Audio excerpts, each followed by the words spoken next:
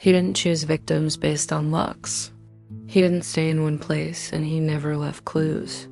For over a decade, Israel Keyes crisscrossed the U.S., hiding kill kits in remote locations and waiting. No one saw him coming.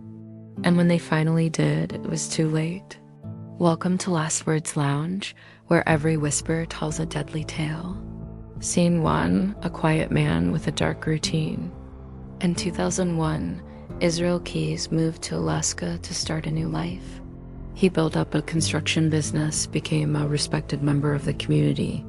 To his friends and neighbors, he was polite, clean-cut, a devoted father who volunteered at church and took his kids to soccer practice. But behind closed doors, Israel was planning something else entirely. He was leading a double life.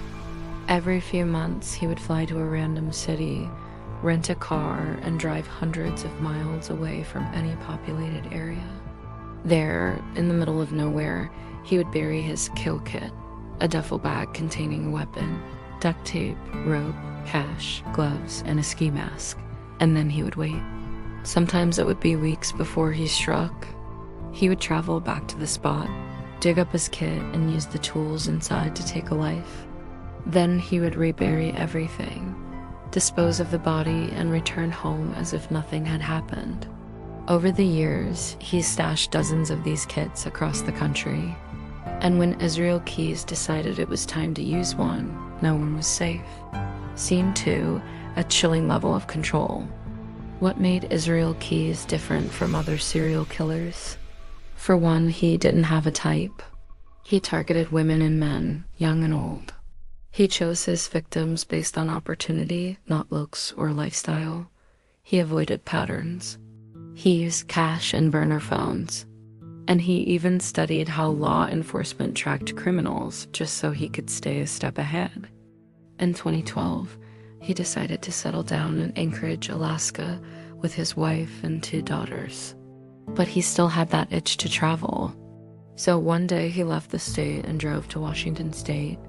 There, he parked his car, got into a random vehicle, and drove until he reached a secluded spot near a highway. Israel got out, walked into the bushes, and disappeared. A few hours later, a young woman named Samantha Kernick left work early. She stopped by a coffee stand to grab a mocha on her way home. But when she got off the phone with her boyfriend, she was gone. Israel Keyes had seen that 18-year-old walking home and ambushed her as she passed by. He drove her around for days, keeping her in the trunk of the car. Then he took her to the remote location and buried her alive. The next morning, he flew back to Anchorage and called Samantha's family. Demanding a $30,000 ransom, he instructed them to withdraw the money and leave it in a specific location. But when they arrived, they found only duct tape and a shovel. Israel had left town again, but this time he made a terrible mistake. He used Samantha's bank card to withdraw money from an Emmett, Texas. The police pulled him over for using a stolen credit card. They found duct tape, rope, and a loaded gun in his car. And once they searched his motel room, they found a bloody ski mask and a handwritten note with a name and address. That led them to a second victim. And after they brought Israel in for questioning, he began to talk. Scene 3, the mistake that brought him down.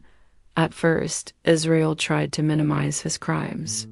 He told the police about the 10 women he claimed to have killed over the last decade, but insisted he'd never hurt anyone in Alaska. He described how he would stalk his victims, strike quickly, and bury them in shallow graves. He even confessed to a crime spree in Vermont, saying he'd planned to go on a little killing vacation.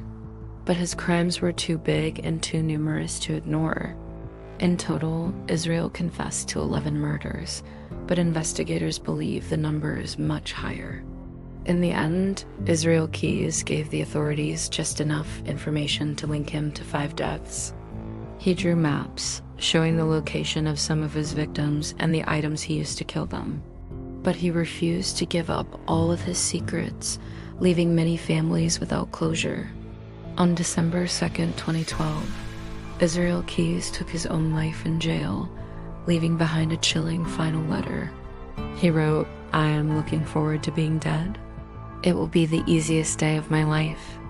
His kill kits have since been recovered in Alaska, Washington, Texas, California, New Hampshire, Vermont, and Maine. But there may still be more buried somewhere, hidden away in the places he traveled. And that is the terrifying legacy of Israel Keyes, the serial killer who planned in silence. This has been Last Words Lounge.